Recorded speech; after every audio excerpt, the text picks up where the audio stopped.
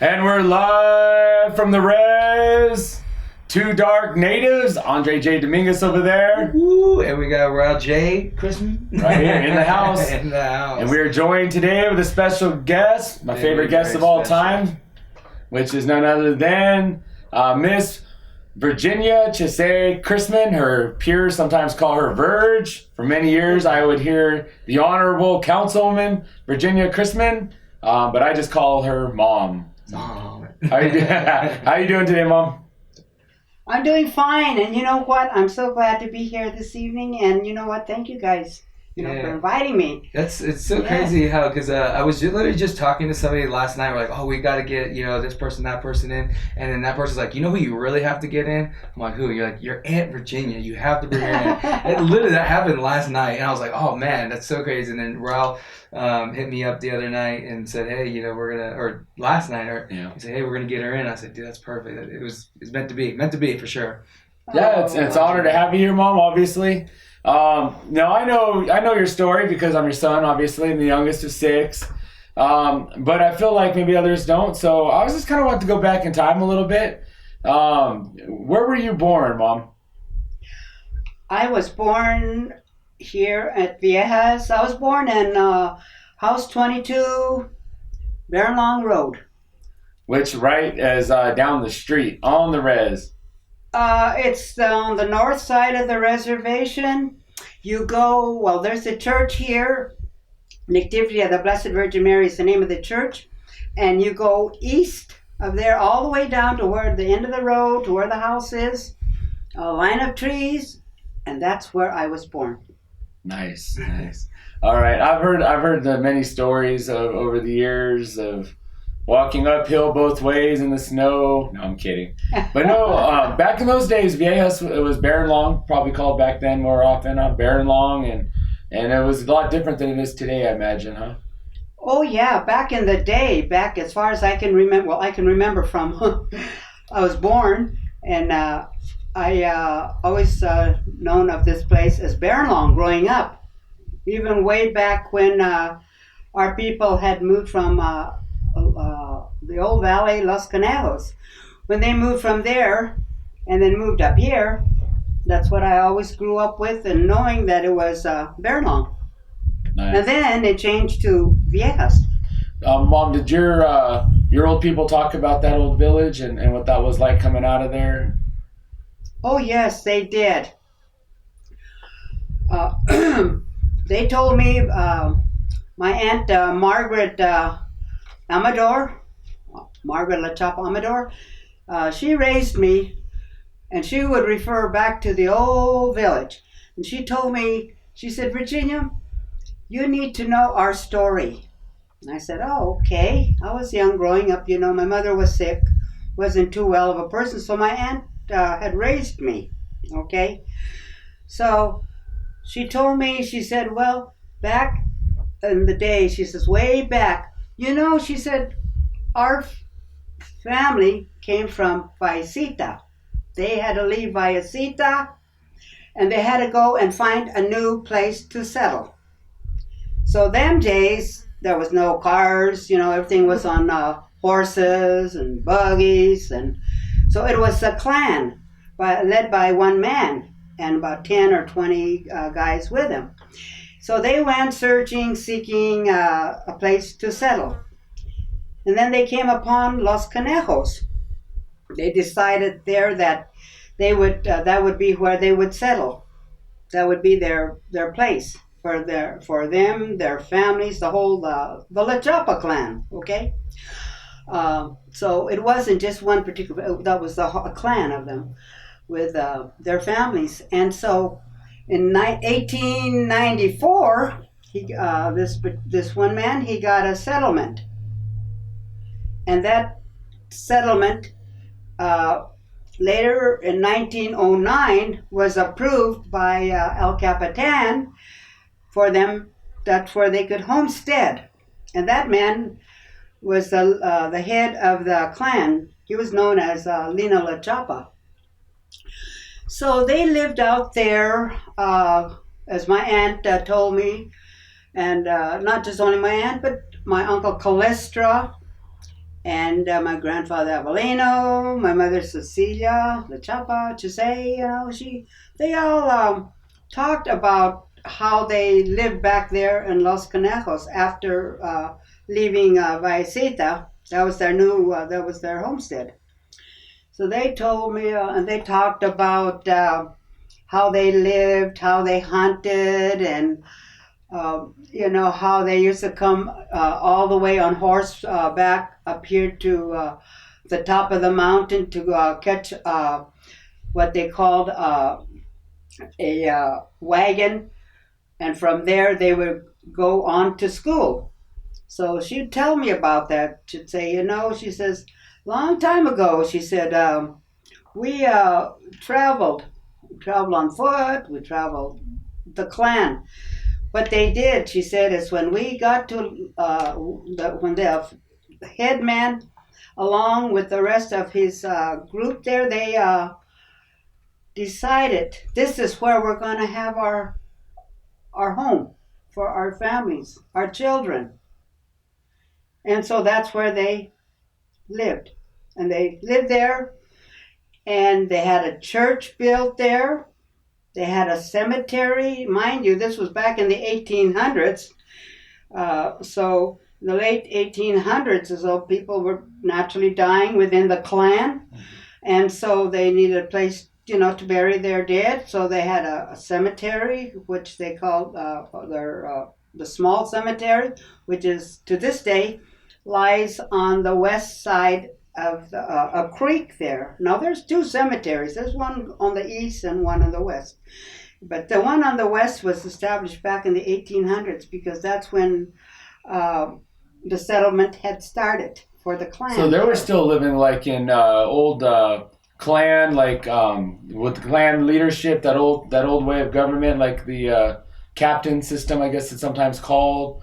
They had the Shamuls, and then they had the Ipai, usually a family leader of some sort, and they lived in an area, and then they'd kind of have the head Ipai over everything, I guess. Is probably how they were living back down then. Yes, from what I was, like I said, story that was told to me and handed down to me by my aunt, Margaret, and my mother and the family there that lived there, they had the one, I guess you would say the Kwapai, but he was the leader of the clan. And like I said, that was Lino La Chapa. And then he had his children, they all lived there in Los Conejos.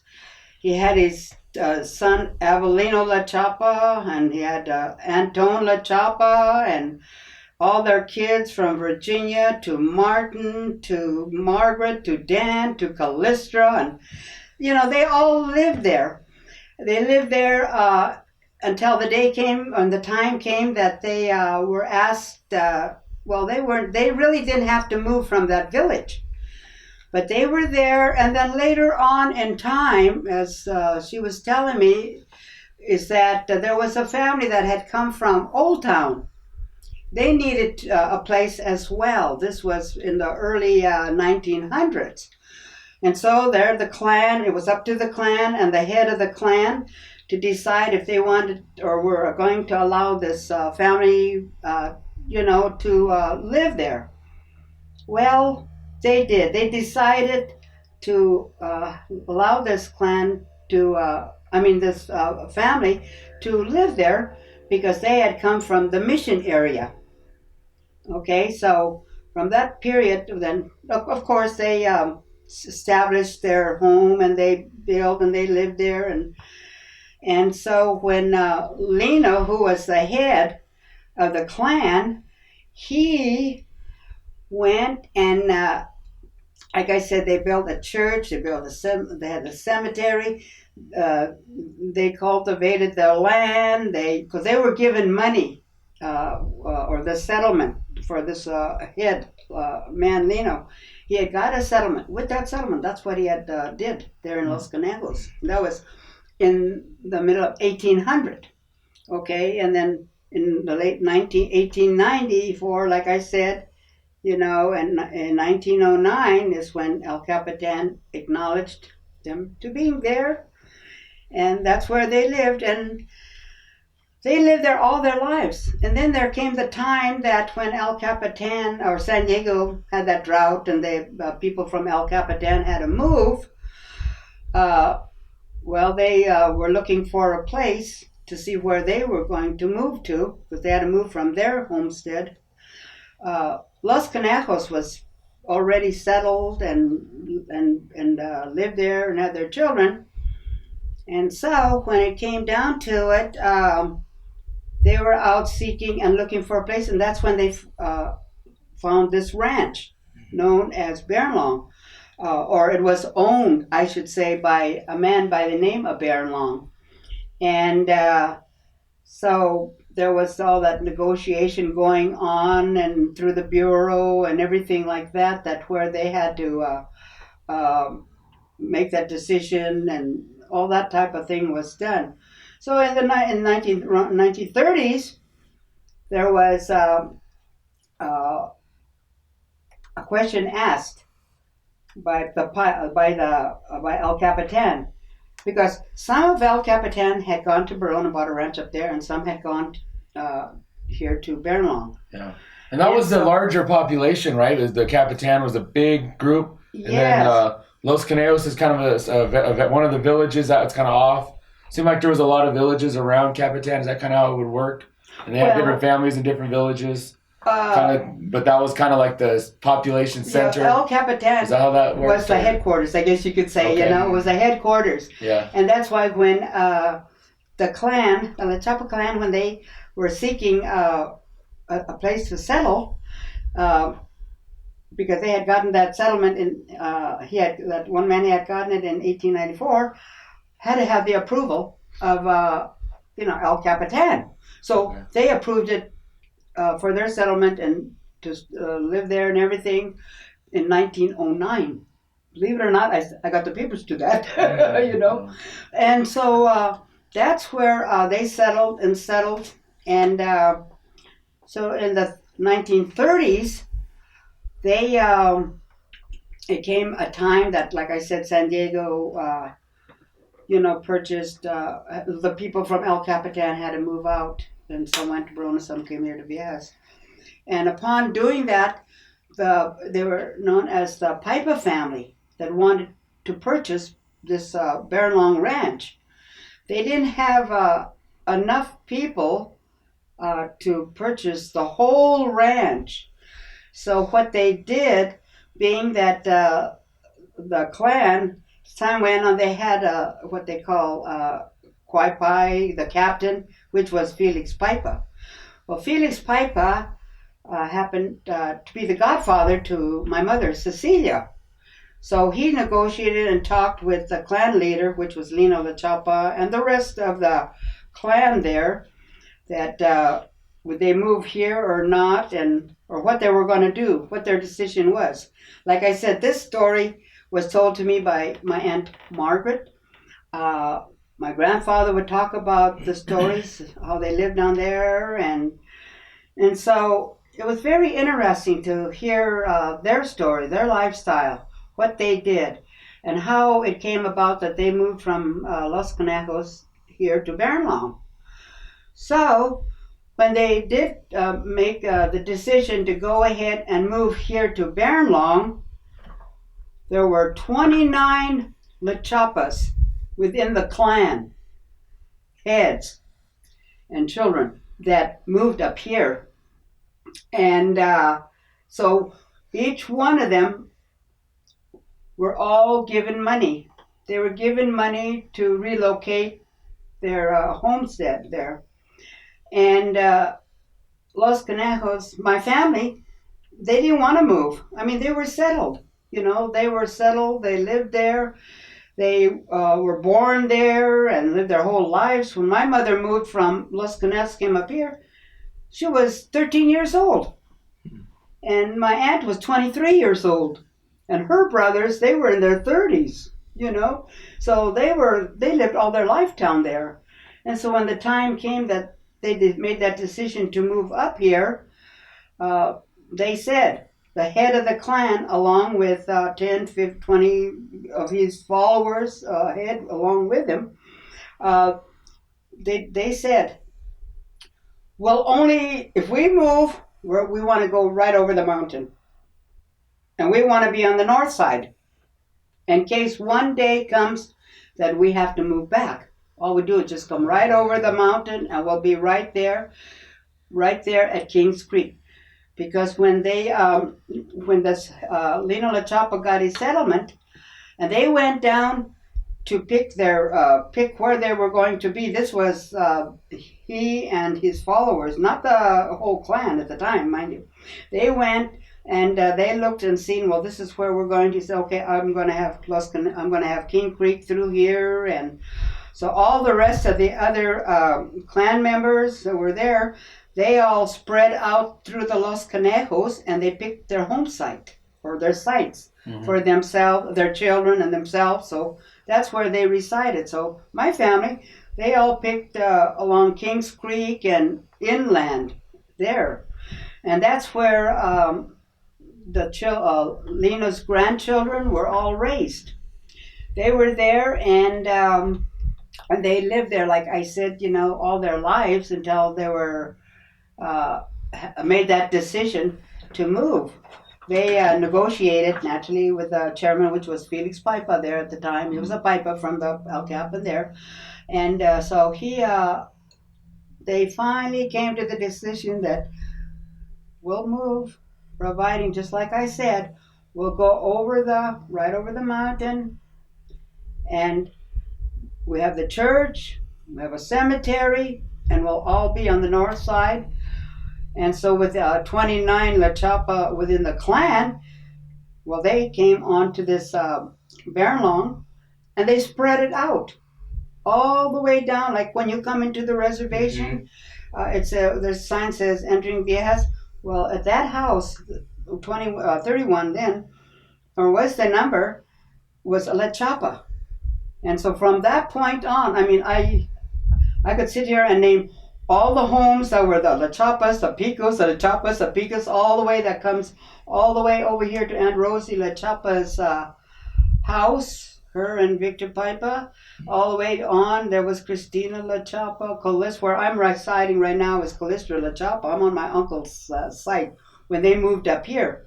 So, and then it goes on through to my Aunt Margaret's and Uncle Avelino, and then her father and mother, Antone and Annie, on down to where I was born. That originally was my uncle Dan La Chapa's place.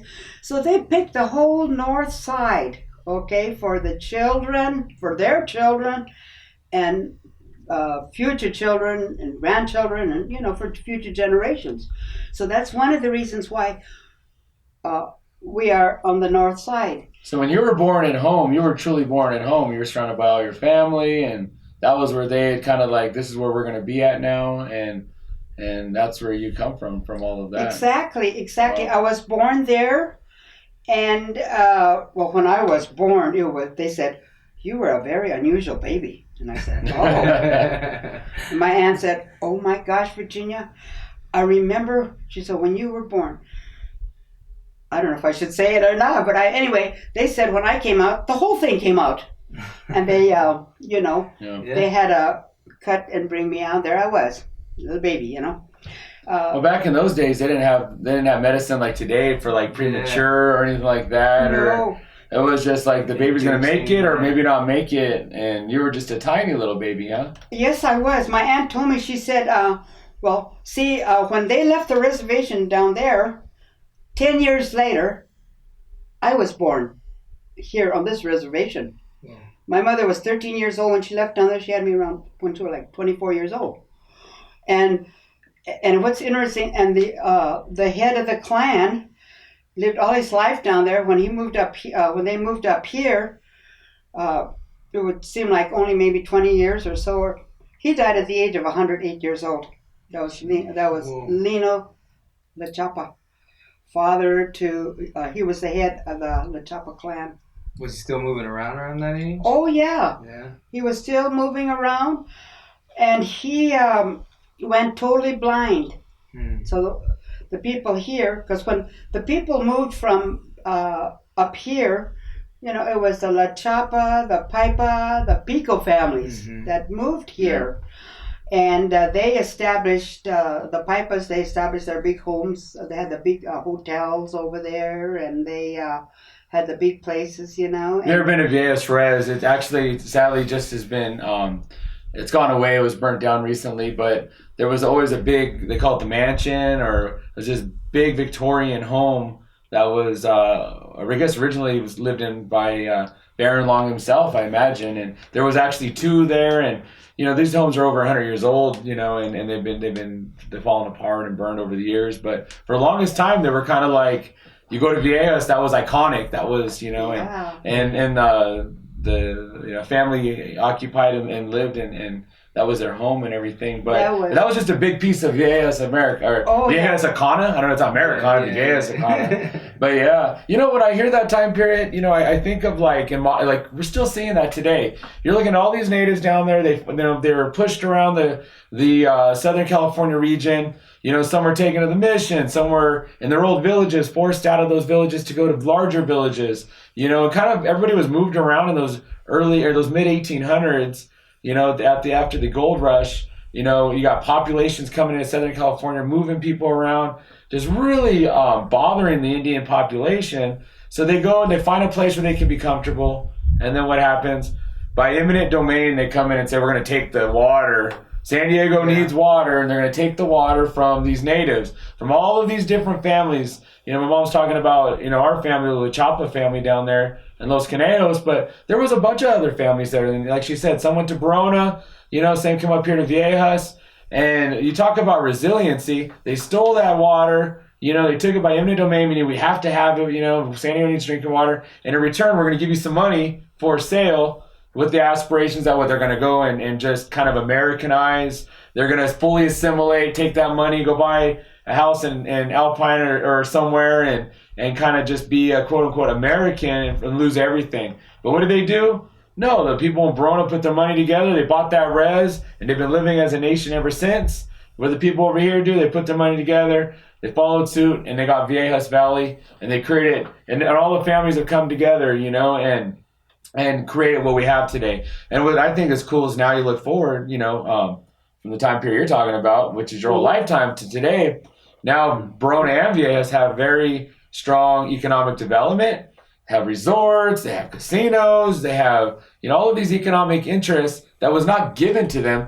The people, they put their money together, invested in that, in the land, and then later on invested in business opportunities. And now we are, you know, we are the product of those investment and those investors. And I'm very proud of that. But at the same time, you look at Hawaii and you see Mauna Kea, and these guys are saying, we're going to take this mountain by eminent domain, and we're going to lop the top of your sacred mountain. We're just going to cut the top of this mountain because we can't see the stars anymore. We want to put a satellite there so we can see the stars.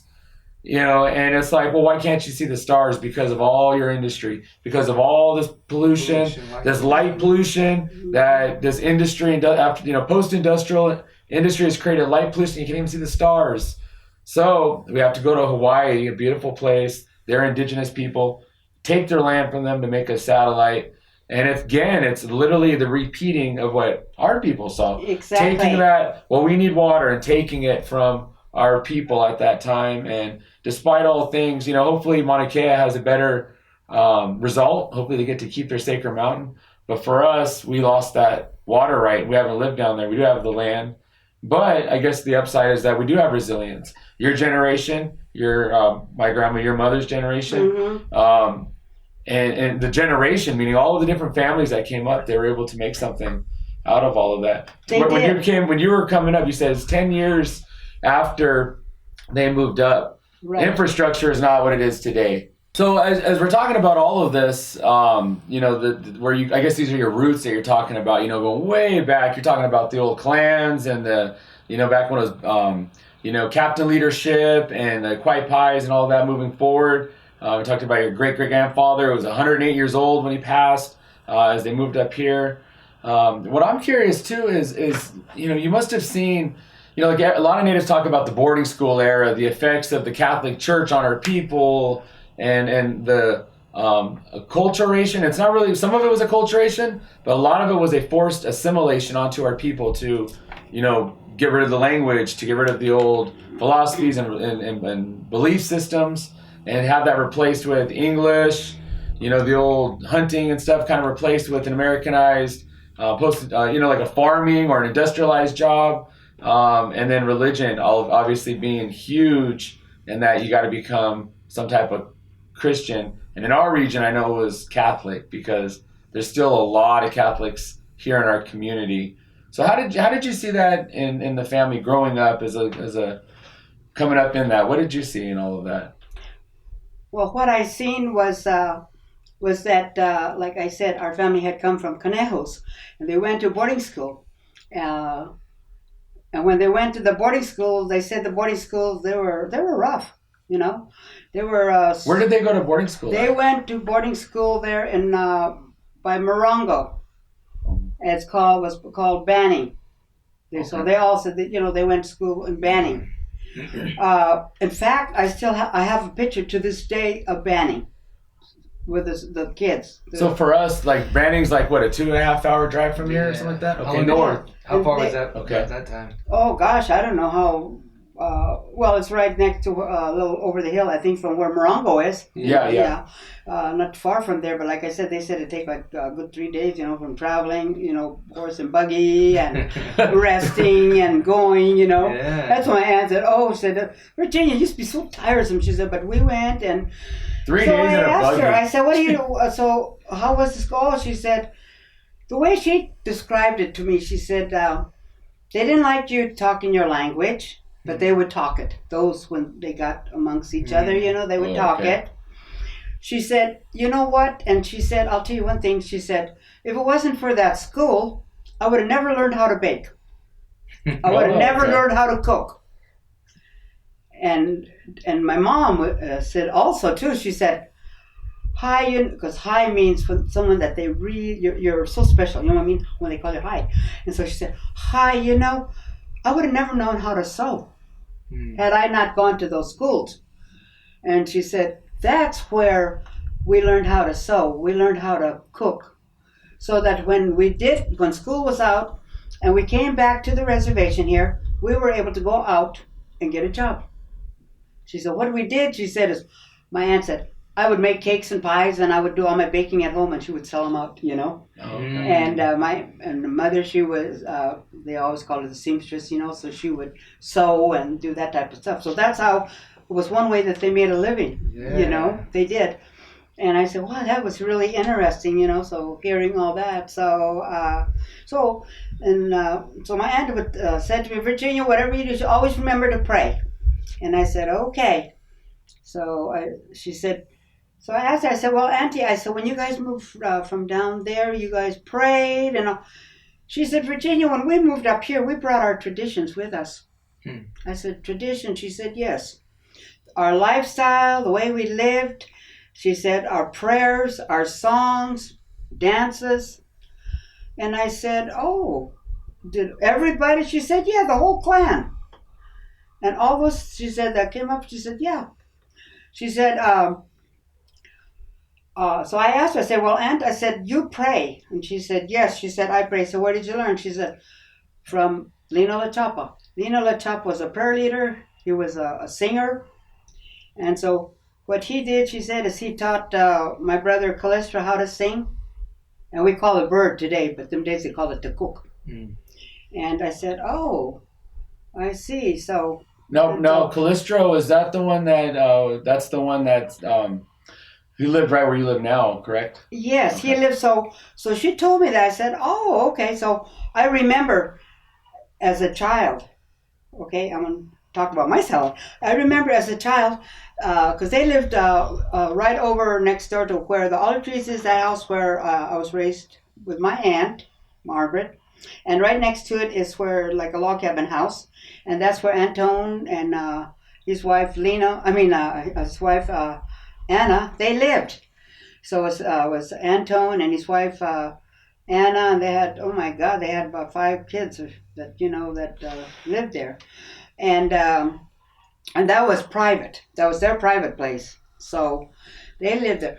But I was, like I said, my aunt raised me. So they got up early. Them days, those people would be up early before the sun came up. I mean, they didn't. Just like me. They said, if you sleep all day, you missed half of the day. You didn't see nothing. Everything's gone by. It's time to go back to bed. So anyways, but I would, I remember a little girl sitting out there. When I say little girl, my aunt raised me from 1 year old. I was 1 year old. After I was 1 year old, hot dogs, I drank coffee with milk. Yeah. Today I still drink it. Yeah. And I've told people, yeah, they said, do you drink? Oh, yeah. I said, I drank coffee when I was, 2 years old. Oh, yeah, I drank that coffee. Was there a reasoning for that, or they just something they gave you? What happened was that my Aunt Margaret, well, let me tell you how it started. Okay, they moved up here. 10 years later, I was born. And when I was born, my Aunt Margaret, she met John Felicio from San Ysabel. So they used to say, you gotta watch our sounds go, guys. I'll tell you right now, watch out. So they say, oh, Virginia, you brought John and I together. My aunt would tell me, and I said, oh, okay. So when I was born, they got together. They were, when I was born, they said I was so tiny. She said, Virginia, your head would be right here and your legs would come right here. And which is weird because you grew to be so big, Mom. So, yeah, right. So anyway, she told me that. So she said, I was born, her and John, they got together, and John said, well, I got to cut some wood. Hey. So, okay. That old one. He said, so he and Uncle Dan, they cut the wood. And all our other uncles around too, the Marcelino, the Chapa, and other Augustines, they get together and all cut wood, But he said, so my aunt told me, she said, yeah, you brought John and I together. And then he said, well, I can't go anywhere because he said, I want to take care of this baby.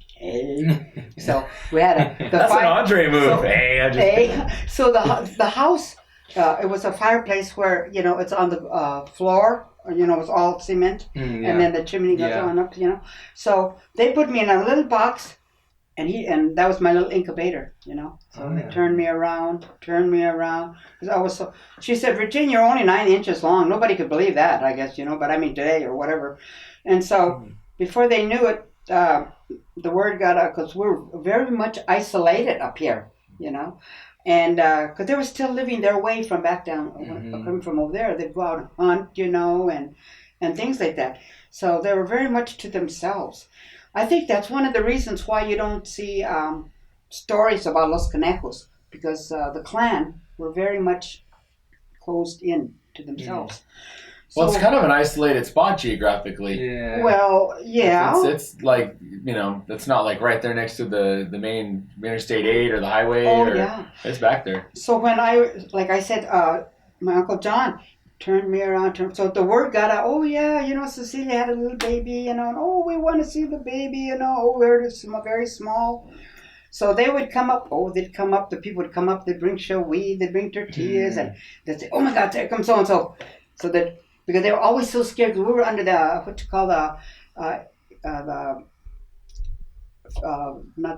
Bureau, but Indian Agency. And they were so scared that if they seen me and how small I was, they would take me away. They would take me, they didn't know where they would take me. So they hid me out. They said when I was about 6 months old, I looked like a newborn baby, okay? So that was okay. I said, oh my God, I must have looked like a rat or something like that. Translucent. Oh my gosh. So anyway, that's, that was how I was born, and how I brought my Uncle John and my aunt together. And because they're older people, they're giving you coffee? Is that what happened, or...? So what happened? If anything, you get up that have beans and tortillas and drank all coffee. So they put so much milk and then a little coffee in there, and they give it to me, and I drank that thing. My uncle would drink it, and he'd hand it to me, and I would drink it. I mean, it was. I guess that's what you call togetherness, huh? Drinking so anyway, and then in the morning, they didn't just drink regular water, or. Oh, yeah. We had water. but getting back to over here where I was saying about drinking coffee and all that, and so John and Margaret, they prayed.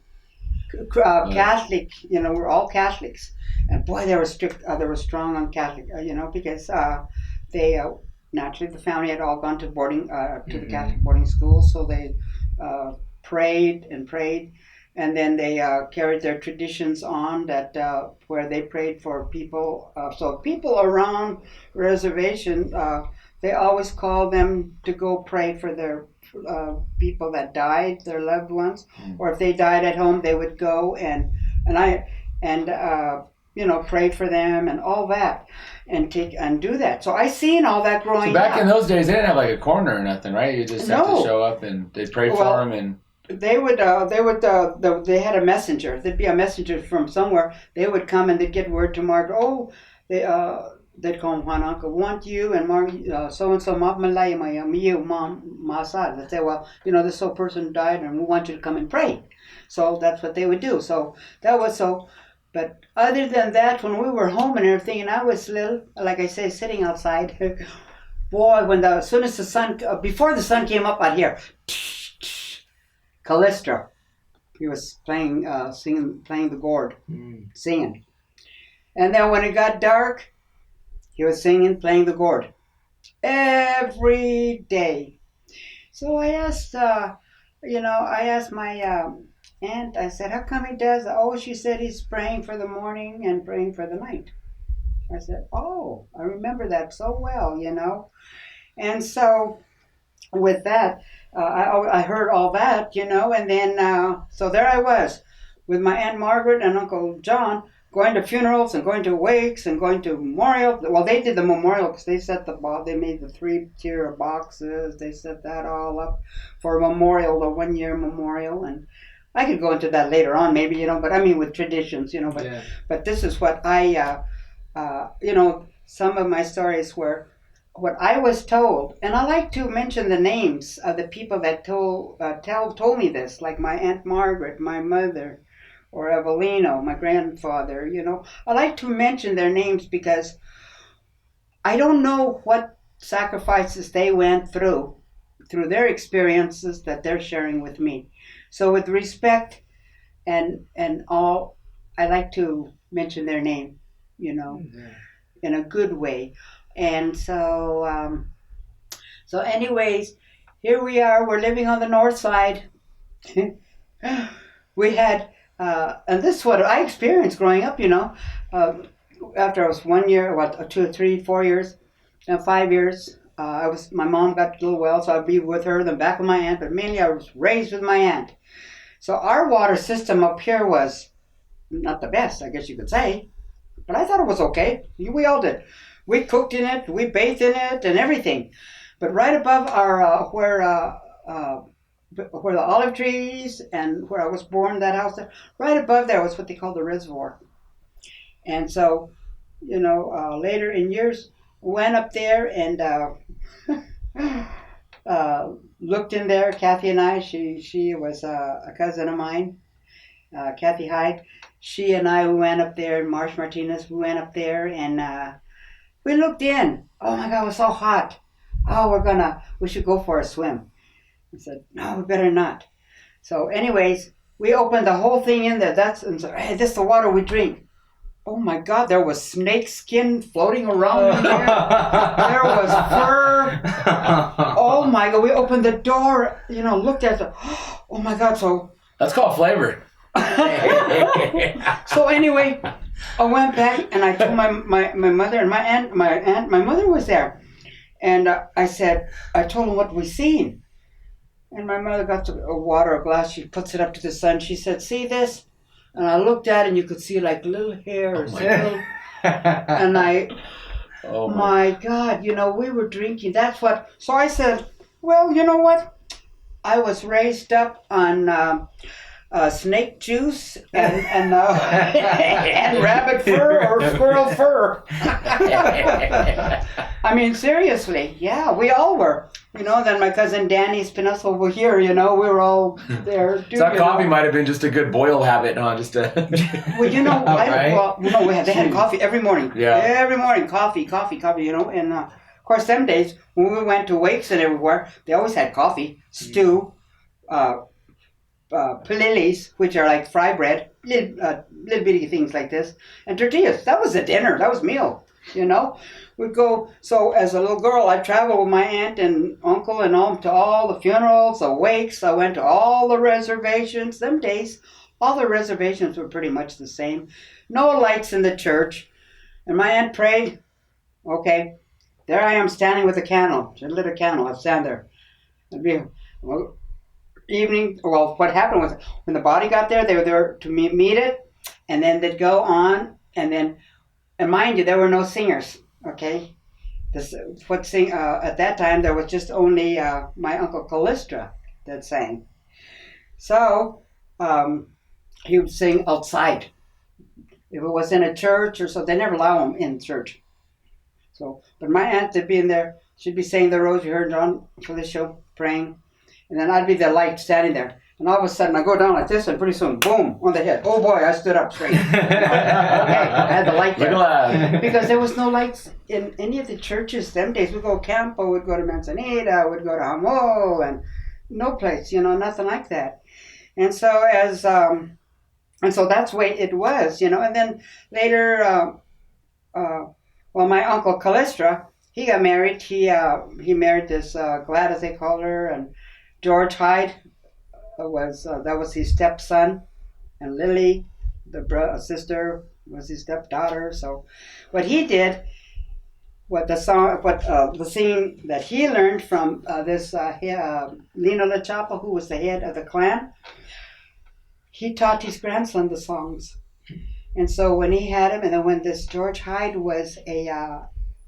became his stepson, he taught them. So the two of them would sing together. And then when my Uncle Callisto La Chapa, when he passed, Uncle George, he wasn't my uncle then. Till later in years, he married my aunt, But anyway, I still address him as Uncle George Hyde, When Uncle Callisto died, he put his gourd in there and said, "I'm not singing 1 year, I'm not going to sing."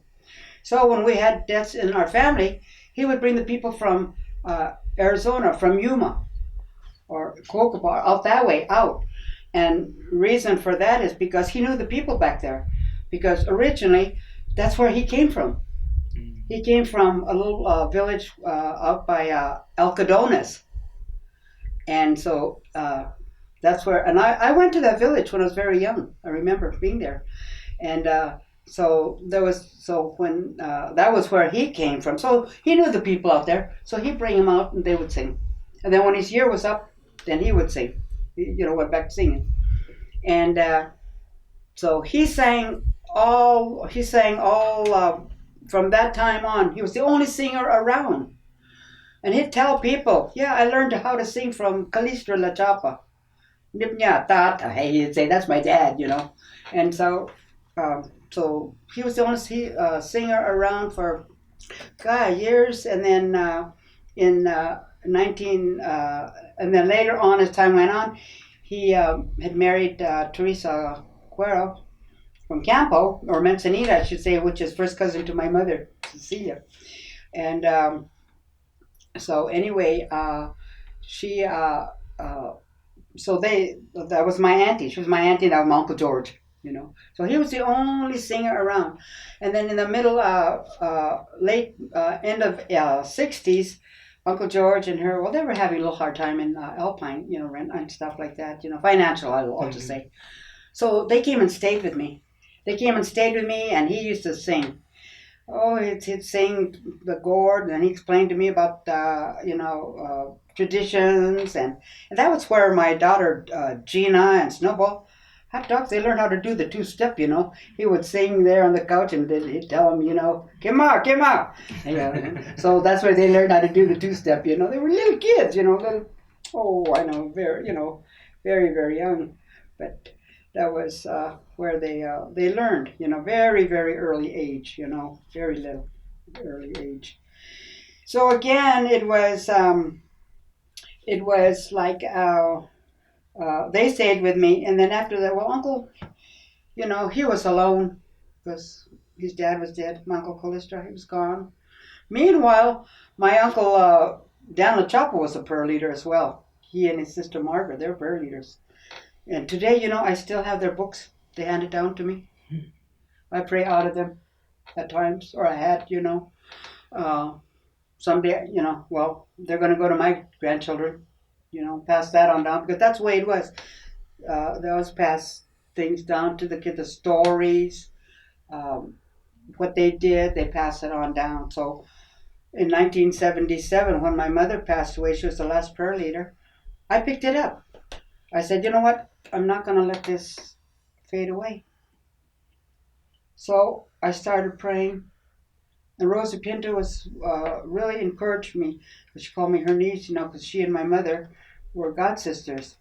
Because this, going back to Felix Piper that came out of El Capitan and then into Los Canals, he had godchildren. He had my mother and Rosa Pinto, Tony Pinto, Tom Hyde, and Felix Gonzalez. Had all these. They were his godchildren. So they, were my auntie. And I stayed with her a period of time, 2 years. That's down the road. But anyways, growing up, I lived from different families. I lived in the Brown family. I lived with my godmother Prudentia Hyde. I seen how they lived, and then our family and of course, we were always going to funerals and wakes, and Uncle Callisto was always singing. And then when he passed, Uncle George was singing. And then, so in the 80s, it got, when he was singing, then he got to where he was, he showed Ron Christman, my husband. He had an interest in that. So, being that Uncle George and Aunt Reese were always at my place, they started seeing that Leroy and Ron, they're good buddies, And so anyway, he taught Ron and Leroy Bird. So it got to where Leroy would come down and, boy, him and Ron, they'd sit under the big tree, hey? They'd sit there and relax, hey? And they'd be, they'd have a little scotch, hey? But anyway, they sat there and they would sing. Just the two of them. They would sing. Pretty soon, boy, it got louder and louder. Ooh, and they were having a good time, And then that's where my husband Ron, your dad, Ralph, I'm talking about your dad. He went and he had our boys, George, Jerry. They all sang together. Then we had little Ronnie, and then of course they all sang together like that.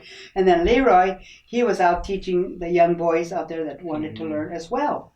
And so today it's a beautiful thing because you see all these bird singers going on, and look at you, and Ralph. You guys. So we wouldn't have done any of this if it weren't for that oak tree. Went for us good times. those guys coming together and getting it done. You know what? That is, I agree. I really do. I agree because, and then I'm, I was what you call homemaker. Mom, I had my kids and it just happened that so many of the kids came to our house. They like coming to our house in the open. We all socialized so much, But these two guys, oh my, they were like bee and honey. Right there. They always had the gourd out. In fact, I got pictures of the two of them too, Not under the oak tree, but but I got pictures. So, they became mentors as well as time, went on. Yeah. And what's good to see is that, my husband taught, the boys sang with him. They sang out in San Diego, all over the place, because there was Jane Dumas out there that she was like a bridge from there, wanting to have the San Diego people know that we were still existing, we still lived here. There's Indians still around, so she got with her, she called Ron her nephew and asked if he'd go out there. And so we'd all go out there. Ron and George, Jerry, and some others out there would jump in to sing, you know, and our son, little Ronnie, and Ralph, just a little guy. Well, he'd be out there. Yeah, that gourd too. He was out there. Now look at him. Hey, still a little guy on my gourd out there. Ain't nothing changed. But that's that all started when I think of there's times I sit back and I think about I hope our people are teaching their children this history of the reservation here, because history is so important to know, because with history you know who you are, where you come from, your family, all that. It's just so important. But I sit back and I think of the old people, how they lived, how happy and all they lived back in Conejos. Then they moved up here, and lifestyle was different. Their homes were different. I mean, down there they had mud houses, straw house, and whatever, so they made their home. But it was their, they lived there for years until, like I said, the middle 1800s to the 30s when they moved up here. They got new homes. Go in there and turn the water on, it comes out, go in there and flush the toilet, it flushed. Shoot, back in the day, hey, they'd be looking for the house, hey. Come on my wall, hey, they'd be looking for the outhouse, And they still use the outhouse up here too. Yeah. Yeah, they did until, it's been, I'd say maybe 30 years ago, 20 years ago maybe, or 30 years ago. But we had outhouse, In your lifetime, that's great. In my lifetime? Yeah. Oh, when I was born, like I said, I was raised over there where the olive trees is, over there. Right when you come out front of the door, right where the ditch, there was an outhouse there. Hot dog, they had big ones like this for the big people. They had a little bitty one like this for me. No, really. Oh, man. Probably the size. The size of this right here was my little stool. That was my little where I parked myself. And the other ones were huge, a big. That's what they said. They didn't want me to sit on the big one. They were scared I might fall in. So I had my own little, I guess that's how you measure the tortilla circumference too. Big person, small tortilla, we're a small person. So. Talking about the tortillas. Let me just say, so you were saying earlier, like along those lines, you were talking about, you said your uncle had to sing outside of the church because they didn't have the singers inside the church. And I actually remember that in my own life, going down to like Sequan, we would sing outside around the fire outside during those wakes. And they would have the church inside and the body inside and things like that. And I remember growing up, I'm not old, I'm young, but I'm old enough to remember those old, prayer leading songs, the evening, the midnight, the early morning. And it seems like, in this new era, people have really been really anti-Catholic, anti-Christian. We're decolonizing, get that European stuff out of here, blah, blah, blah. And I get all of that. But at the same time, there's a big chunk of our history where that was an integral part. And so in my lifetime, my short life, I've seen changes. So I'm kind of curious, like, what are some things that you've seen change? Like, obviously, bird singing now is sung.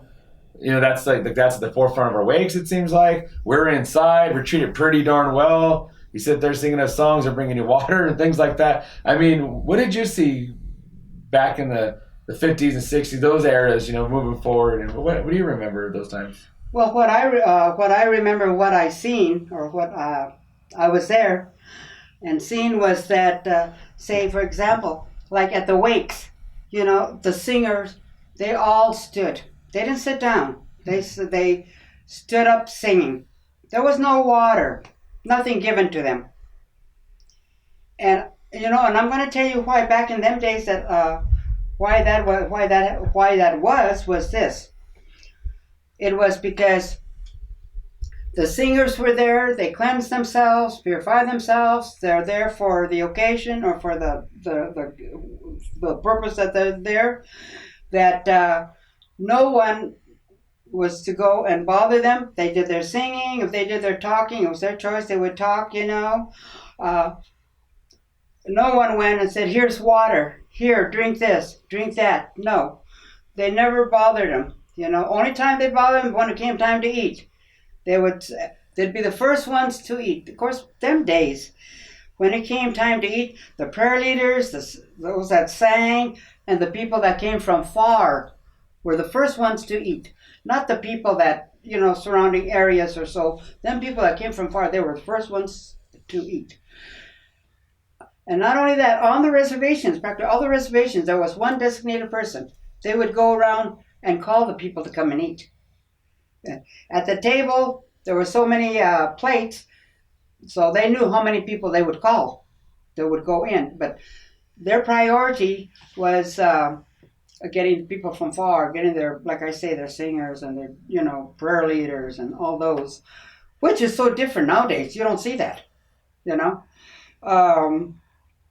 They'd say prayer. Don Felicia being the prayer leader, they'd say, "Oh, Potter, be with you, go." They'd say, "Oh, here comes the priest," So they'd call him. He would say the prayers, the blessing of the food. When he got through, everybody would eat. Then he'd get back up there and he would say the after prayer. As soon as he finished, everybody got away from the table. They left, right off, left. So the cooks would prepare the meals again and get the tables all set up. And I know that because as a little girl, for 10 years old, I was there washing dishes, setting up the tables, and doing all that with the older ladies too. And so that's how it went at a wake, And then they would go back, and they had their times. They would go back and continue what they were doing, singing and carrying on throughout the night. There was no water given to them. There was nothing because they were sacrificing themselves, the singers. They were sacrificing themselves for the love of the person that passed. They were sacrificing themselves for the family that was in grief, sadness, wanting them to know that, they're not alone. They were with them. They're there together. And that's what it was, togetherness. And that's what I remember like that so very well. And now that's different now, It's just like, today, what is different? A long time ago, we had horses. You had to take care of your horse. Take care of the shoes. Take care of, the feet. Take care. Well, nowadays, we still are doing the same thing. Maybe just a little different. We got a car. We have a car. Oh, we got to make sure that it's running good.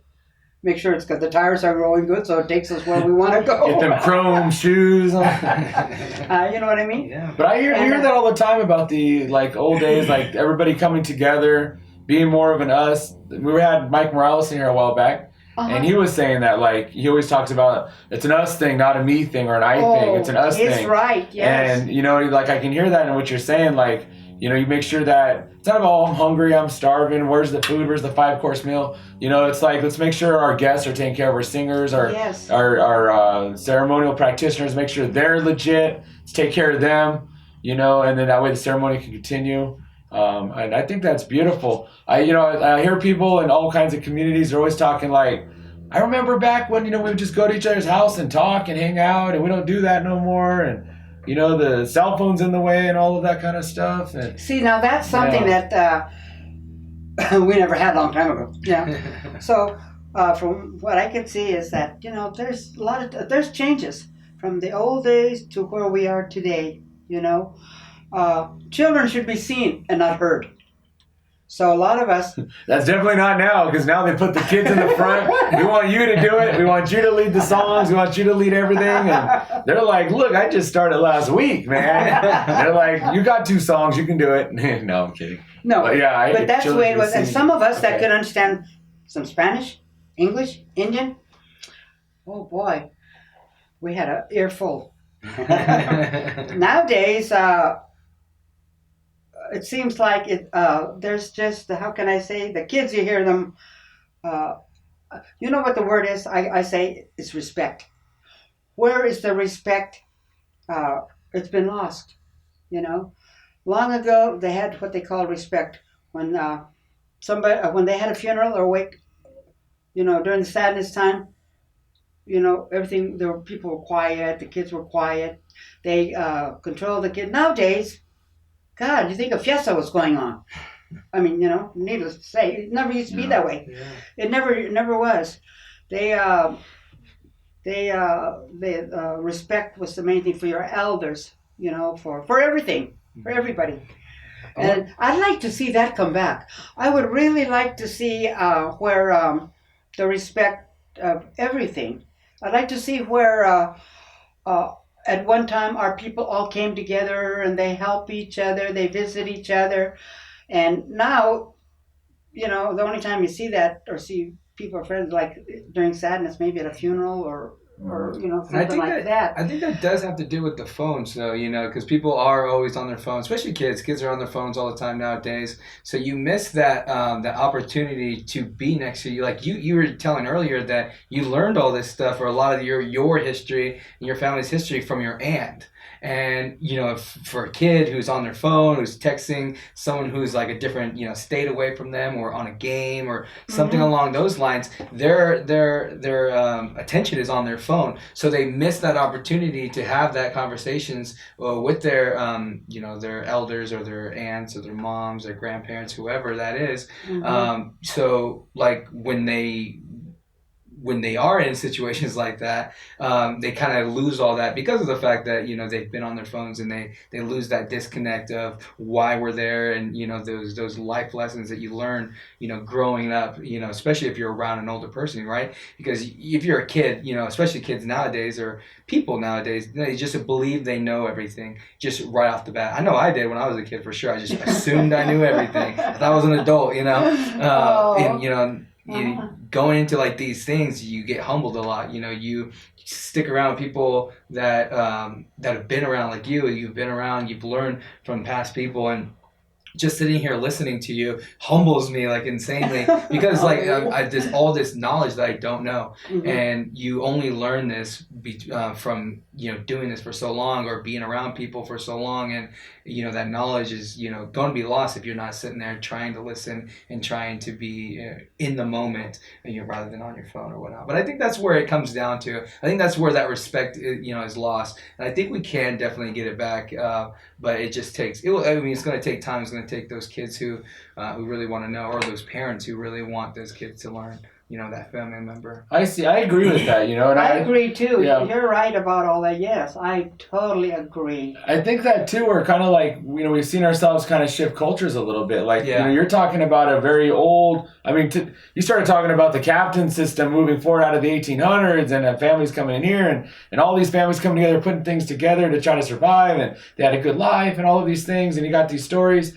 And then somewhere along the way to where we got to today, where it seems like we and I don't think it's a Viejas thing. I don't think it's a Southern California Kumeyaay thing or anything. I think it's a thing we've seen all over the place where the culture has shifted towards consumerism. I think it's shifted towards capitalism. It's shifted towards becoming a culture of, instead of learning your traditional culture, you become the culture of money. We value maybe not so much our ability to speak our own language, but to speak a language that's going to make money. Maybe we value more not our own songs or old ways or traditions as much as maybe methods and methodology to make money. We honor maybe not our elders as much as our business leaders. And I see that all over the place. And so it is a hard balance because we all do want to feed ourselves and our kids, take care of ourselves. We all do want to keep who we are. We can't lose sight of who we are, whether our language or traditions or songs. And I see that everywhere. And as I'm hearing you talk, I can hear that. For many years you were in Councilwoman. I remember that really my whole youth. I just remember going places because my mom was on council and I'd see her participating from a government sphere. And then that was like during the week, and on the weekend we were going to a wake, or I was going with Dad somewhere to go sing or something like that. Where I really felt like I was walking in all of these worlds at once, and I felt like some people were kind of just in one or the other. And it was a very unique experience being the youngest of six, and my parents were so much older. I don't mean to say it like that, Mom, but I was a lot younger. Oh, okay. Always around older people and influential people culturally and in a government style, and also business people and all that kind of stuff. How did you balance those in those days, being through how did you keep focus? How did you remember who you really were through all of those times of government? Well, how did I focus, or how did I? Well, I think it has a lot to do with your upbringing that's instilled in you, of who you are. And no matter where you go, what you do, You're who you are, you know. And that's the way it was with me. Being on the council, you know, uh, it was an honor being on the council. Why? Because I was in a position, in a place where I could help my people. I could help the children. I could help our community. You know, uh, that was my priority. Was my people. You know, here in this community, and then of course, you know, people all around that I socialized with or came near or you know got to know. And but I I live two worlds. You know, might as well say I live my Indian world where I went to wakes or songs or dance. Cause I'm, you know, I'm a dancer, and so you know I lived all that. And meanwhile, on the south side, you know, I'm living the political world. Yeah. You know, and that this is where helping people and within our community, my people here in the community. But the overall, when you put them together, we're talking about all people. And that's where, back in the day, long ago, everybody helped each other. They were there for each other, regardless of what it was. Oh, they disagreed, came to their political world, they disagreed, or became, but they were together on that. They came to the sadness of life or so, they were there. But the people were so close, intertwined together, as today, I don't see it that way. I really don't. I don't see it where you know it's easy to put a smile and say I hello or you know or I care. But is it coming from in here? As for what I grew up with and seeing and believing and learning and knowing was that there was a caring, and it was a caring that came from the families. It was your auntie or your uncle or whomever in the family. They cared for their uh, family. If they, you know, were having problems, they were there for them, or whatever it may be. They needed a place to be. They were there. They were there for them. And this day and today, it's so different. I mean, I look at it. You know, back in the day, you know. That people say, "Oh yeah, that was hardship, hardship," but I look at it as a way of life. That was the way of life, how everyone lived. Just like now, how we live. But all in all, what's really important, and I believe really from my heart, is that what I would like to see is respect for everything, people. I would like to see a lot of the old ways go back to the way where everybody was caring for one another. They were there for each other. Yeah. You know? I mean, we see that would, like with our hand games, you know, with Peon, they're always talking about, but you know, it used to be a man's game and, yeah, and these kids are playing, it's great, but we got to bring back the respect. I always hear things like yeah. that. You hear that with singing, the dancing and all that. Yeah. Yeah, exactly. You know, I think what really brought the people back together a long, long time from what I could see from then to where I am now, which is how many generations, I mean, how many decades, Yeah. you know, it's been really a change I could see. And one of the things I see is that the respect, you know, is not there. That is sad. I see where our traditions are blown out of proportion. And you'll hear people say, well, I don't know our traditions. We don't know our traditions. They're not written nowhere. But no, they weren't. They were practiced within the family. They taught their young ones, you know. There was the auntie that would teach them, or the uncle would teach them, or the grandpa, you know, it was passed, handed on down. Just like it was all handed down, what I know, to me. And and I lived it. I'm still living it. You know, we're still living our what was handed down to us. You are, relatives, you know, we all are. Yeah. And so and that's very precious because from there, where does it go? On down to your children, and then it goes on to their children. You know, you just keep it going on. Where there should be no excuses or reasons saying, well, I don't know our traditions or we don't know our traditions. You know, but the thing about it, if you don't know your tradition, then go to someone that you know that knows. Yeah. And they'll be more than glad to, you know, tell you or show you. That's the way I believe. That's the way it's always had been, you know. So, and then peon game. I mean, you know, my uncle Dan the Chapa, he played peon. He was a piano player. So I had Callisto La Chapa. He was a singer, and then Marg was a prayer leader. Her brother Dan was a prayer leader, and he also a piano player. So I seen them. They were all on their knees. They didn't sit on chairs.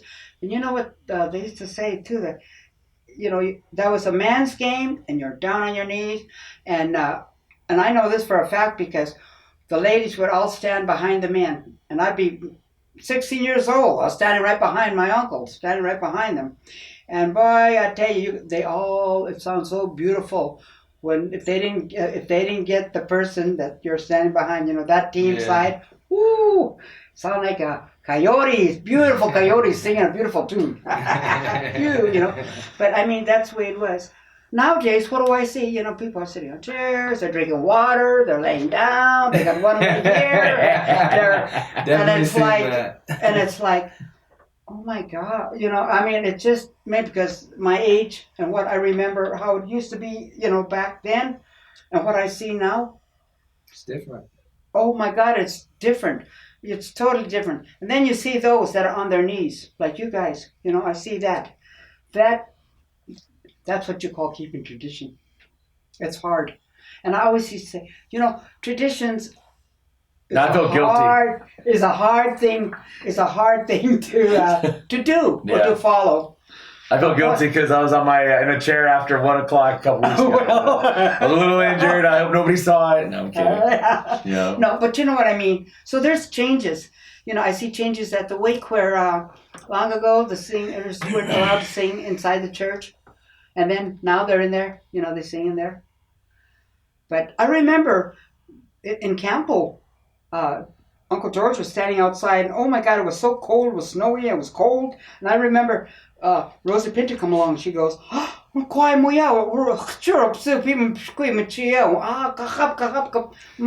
Mau," he said. She says, "Oh, Uncle, here you are standing out here, and it's cold, go inside." He said, No. Come, she said, "Go on inside." So he went in, and he stood and sang inside. And then, it seemed like thereafter I would still see him singing outside. But then, so that's one of a change from then to where it is now, Everybody's singing inside the church, And so, what I'd like to see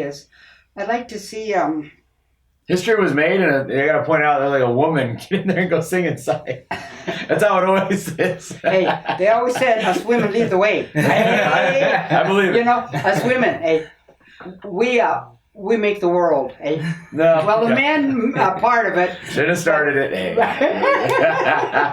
But we as women, we bring the new one into the world, Of course, don't get me wrong, with the help of you men too, Now, just a short period. A little bit. But you know what? That's something that'll never change. I don't care how old, I don't care how far back it is to where it is now. Yeah, that isn't going to change, But there's been changes, and like Mike Morales, he talks for the people, and I admire that man. I like that. I like people, not just me, myself, and I. No.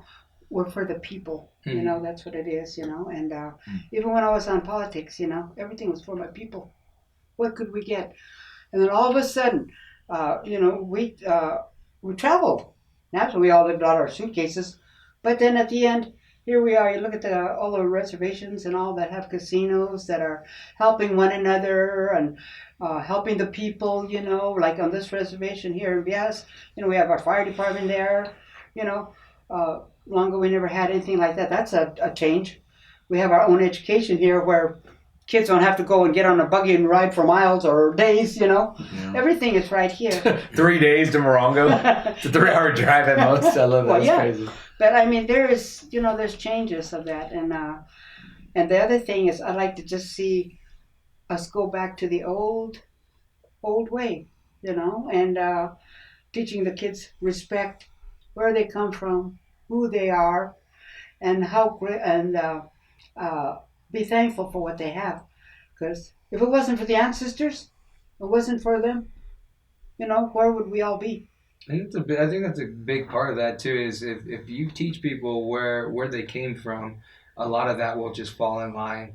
You know, if you teach people, you know, where they came from, what all those people in the past had to overcome. Like you're talking about, you know, all the way down there, and then just, you know, just to be here, and now you guys have this casino and these resources. Like, you know, when you're born into it, you take all that for granted. But the second you learn, you know, that process of all these people, what they had to do in order to get here, I think that respect and all those, you know, all those things that they've kept alive, you know, it becomes, you know, they become more aware of why you guys say, or so-and-so says, this is why it needs to be this way. They learn that history, and I think it just comes along with just knowing where everything came from, their history. I think that'd be a big solution is, you know, those parents, people who don't think they know things. I think we were talking about at one point is that, you know, people don't think they know much, but then once you start getting to talk, oh yeah, I remember that. So, you know, just tell whatever you do know,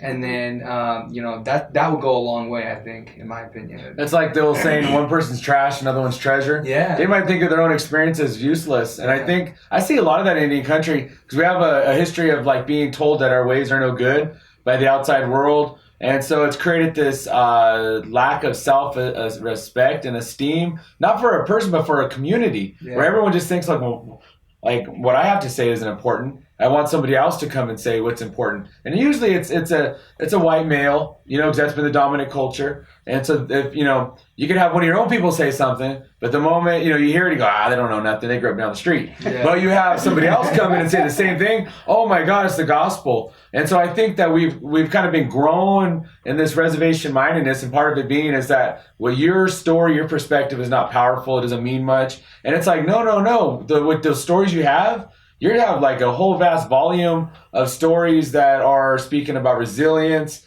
tolerance, family, understanding, coming together, all of these big themes that people, I think, in America right now or in the world are really searching for. They want connection. You know, I mean, so what you get, you know, bad water, or so what we're poor, or so what, you know, all of these things that people have had to deal with, you know, not that they were easy, or, you know, I didn't have to experience a lot of that, so I can speak like that, but the bottom line is our people have had that connection, they've had that togetherness, and people are really looking for that. And I see that, you know, Graham, you know, we used to have our cultural program here. We were working for that for many years now.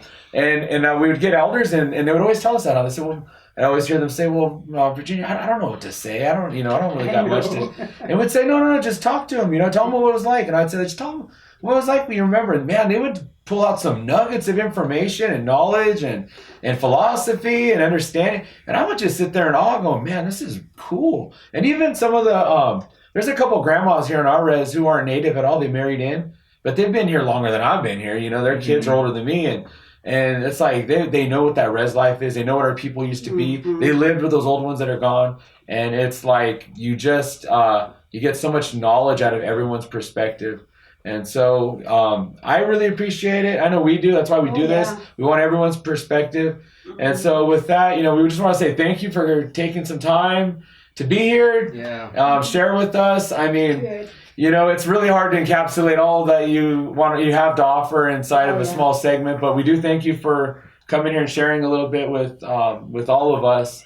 And thank you. You know, this is your life that you've grown, and not even just your life, is, you know, because you were passed down other information, and it's hard for us to have like an hour or 2 hours, whatever. We can go on for weeks of this information, and you're full of it, and you're full of that information. So I want to thank you personally.